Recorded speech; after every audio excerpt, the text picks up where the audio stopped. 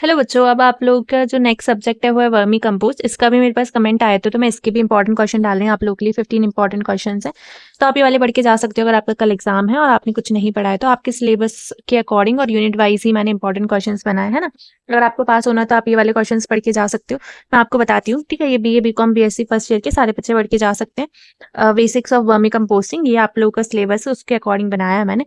और मैं आपको बता देती हूँ, आपको पास होने के लिए 35 मार्क्स चाहिए रहते हैं आपको, 2 घंटे मिलते हैं और 100 मार्क्स का पेपर होता है पूरा आपका, है ना, वोकेशनल सब्जेक्ट का। आपकी जो पहले यूनिट है वो है कॉन्सेप्ट ऑफ वर्मी कंपोस्ट। उससे किस टाइप से क्वेश्चन बनाया है और आ सकता है आपके एग्जाम में, जैसे व्हाट इज वर्मी कंपोस्टिंग, ये आपको पता होना चाहिए। Discuss it's scope and significance in modern agriculture, जैसे ये वाला 3 मार्क्स में क्वेश्चन पूछ लेंगे कि व्हाट इज वर्मी कंपोस्टिंग, और फिर आपको सेक्शन बी और सी में मार्क्स में, ज्यादा मार्क्स में लॉन्ग में पूछेंगे तो फिर उसका स्कोप सिग्निफिकेंस भी पूछ लेंगे मॉडर्न एग्रीकल्चर में, ठीक है। वर्मी कंपोस्ट केचुआ खाद क्या है, आधुनिक कृषि में इसके कार्य क्षेत्र और महत्व पर चर्चा कीजिए।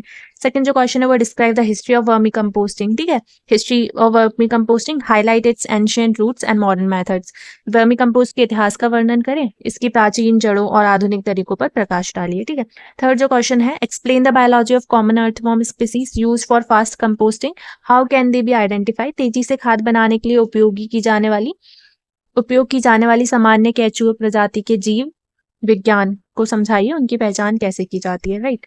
फिर आपकी जो यूनिट सेकंड है वो है टेक्निक्स ऑफ वर्मी कंपोस्टिंग। उससे किस टाइप से क्वेश्चन पूछे जा सकते हैं, explain the complete technique of vermicomposting, what are the steps involve in preparation of composting pit and bed. Vermicompost की पूरी तकनीकों को समझाइए।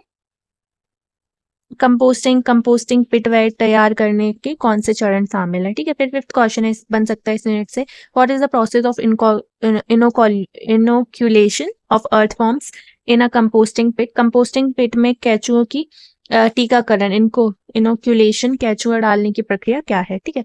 सिक्स जो क्वेश्चन है इस यूनिट से, discuss the essential steps required for the proper maintenance of vermi composting unit.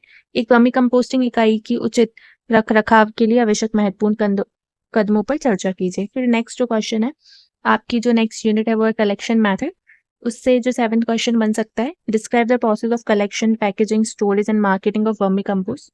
Vermi compost के एकत्रीकरण, पैकेजिंग, भंडार और विपणन की प्रक्रिया का वर्णन कीजिए। नेक्स्ट जो क्वेश्चन बन सकता है, what is vermi wash, explain the method of its collection and its various uses in agriculture. Vermi wash क्या है, इसके एकत्रीकरण की विधि और कृषि से इसके विभिन्न उपयोगों की व्याख्या करें। 9 जो क्वेश्चन बन सकता है, how are earthworm separated and conserved after the composting process, discuss their further utilization and sale. Composting प्रक्रिया के बाद केचुओं को कैसे अलग और संरक्षित किया जाता है, उनके आगे के उपयोग और बिक्री पर चर्चा कीजिए, है ना। ये आपकी जो थी वो टोटल 3 यूनिट थी, इनसे आपके लिए 9 क्वेश्चन बना दिए मैंने, ठीक है। तो ये पढ़ के चले आना आप लोग, ये पढ़ोगे तो आपका सब कुछ कवर हो जाएगा, है ना। और आप लोग अपना ये जो पेपर हो जाए तो मेरे साथ टेलीग्राम चैनल पे शेयर करना, देखते हैं कितने क्वेश्चंस आते हैं। और अगर आप ये क्वेश्चंस पढ़ के जाते हो तो आप ज़रूर से अपने एग्जाम में लिख पाओगे और पास भी हो जाओगे, ठीक है, और अच्छे मार्क्स भी लेके आ जाओगे। Thank you so much.